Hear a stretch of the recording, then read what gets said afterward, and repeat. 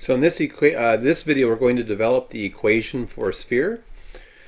So here's the idea. If you're in the XY coordinate system and you want the equation of a circle centered at x naught, y naught with some particular radius. So here's xy.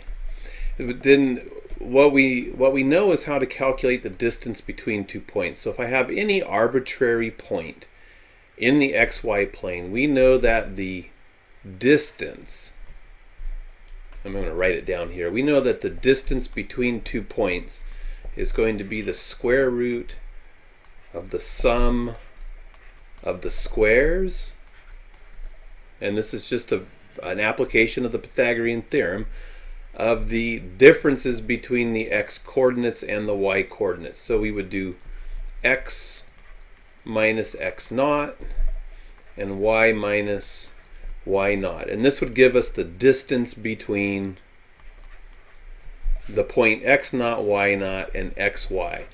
And that would be between any xy, anywhere in the xy plane. The idea is a circle is defined to be the locus of points that are equidistant from a given point. So if we want the locus of points that is at always at a distance of r from some point x naught, y naught, we just take the distance formula right here and we say, hey, we're going to set this equal to a constant r, and we want to know the x's and y's that generate that r. And then from this you square both sides and you get the standard equation of a circle in the xy plane. So this is the equation that you've been using for probably forever at this point. So if we're moving into three-dimensional space, not a whole lot changes. The only thing that changes is we add on a z component. So z naught, x naught, y naught, z naught would be the center. And in a plane we have circles, but in three-dimensional space the analog of a circle is going to be a sphere. As we move up a dimension, we get a shape that lives now in 3 dimensions. It's going to be a sphere. And we say, hey, we want every point x, y, z in 3-dimensional space such that the distance from the point x, y, z to the point x naught, y naught, z naught is a constant r. But the distance formula, right, the distance formula that we looked at in the previous video in 3-dimensional space is just has these two pieces, but also has the z minus z naught quantity squared piece to it. And then if you want the distance between arbitrary points x, y, z and x naught, y naught, z naught to be a constant r, you just replace the distance with r, the distance d with the distance r that you want, and then you square both sides, and voila, you have the equation of a sphere, which in 3-dimensional space, which is the analog of a circle in 2-dimensional space. So we kind of say that nicely. You put it in a box and you say it nicely. Here it is for your notes. But really that formula for the distance between 2 points is just a 3-dimensional application of the Pythagorean theorem. So when you look at this, you really just want to see the Pythagorean theorem sitting here, because that's essentially what's going on. So here's a concrete example. Suppose we want to find the equation of the sphere that has the point 5, 2, 3 and 1, negative 2, 5 as endpoints of one of its diameters. So remember, a diameter is going to go all the way across the sphere and pass through the center. So I like to always do a little drawing to go with these. I guess you should draw the segment first and then put the point where it lands.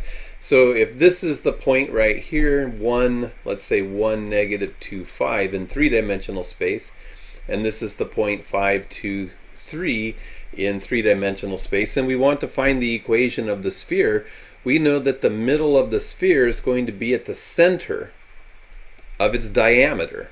So we need to know where the middle of the diameter is.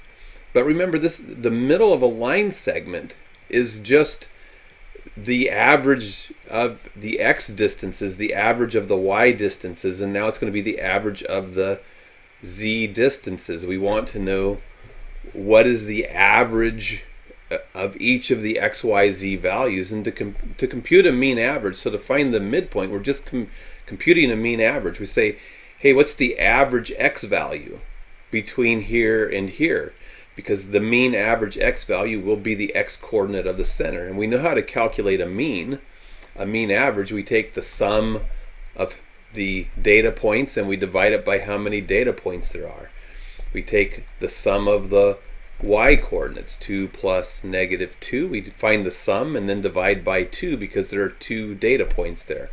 And then the average here would be 3 plus 5. And then we divide it by 2. So 5 plus 1 is 6 divided by 2 is 3. 2 plus -2 is 0 divided by 2 is 0. 3 plus 5 is 8 divided by 2 is 4. So the middle of this line segment, its midpoint, should be at 3, 0, 4. And the check on the work is to look at the number and make sure it's halfway between. Is 3 halfway between 1 and 5? Yes, it is. Okay, that makes sense as the x coordinate of the midpoint. Is 0 the number that's halfway between -2 and 2? Yes. So it makes sense as the y coordinate of the midpoint. And is 4 halfway between the numbers 3 and 5? And it is. So this number is the midpoint, and in this case that's going to be the center of the circle. That's your x naught, y naught, z naught value. I'm trying to get off my eraser here. And now my alarm's going off on my phone. So the midpoint of the line segment is going to be the center of the circle, or the sphere. We're working in 3-dimensional space, so it's a sphere, not a circle. And then we need to know the radius, but the radius is just going to be half the diameter, so we need to know this distance right here. We don't even need to know that distance, we need to know the square of that distance. So the square of this distance, if we say, hey, this distance from here to here is the radius of the circle, well, the radius squared is just going to be the distance formula, right? This is just, if you take the distance formula and square it, you get the radius squared. So we say, hey, we're going to calculate the sum of the squares of the differences between the x, y, and z coordinates. So we're going to go 5 minus 3, 2 minus 0, and 3 minus 4. And that's going to give us 2 squared is 4 plus 2 squared is 4. And this is going to be minus 1 squared is 1. So we get that r squared equals 9. And we don't even need to calculate r, because in the sphere formula we need to know what r squared is. And there is r squared. So again, the equation of a sphere is just that, finding the distance formula between 2 points in 3-dimensional space. So you put everything together to get your equation. We want any x minus the center, 3, quantity squared, plus any y coordinate minus the center squared, plus any z coordinate minus the center squared. We want the distance between x, y, z and 3, 0, 4 to always be 9. R squared is equal to 9. So there's the equation of the sphere that we wanted.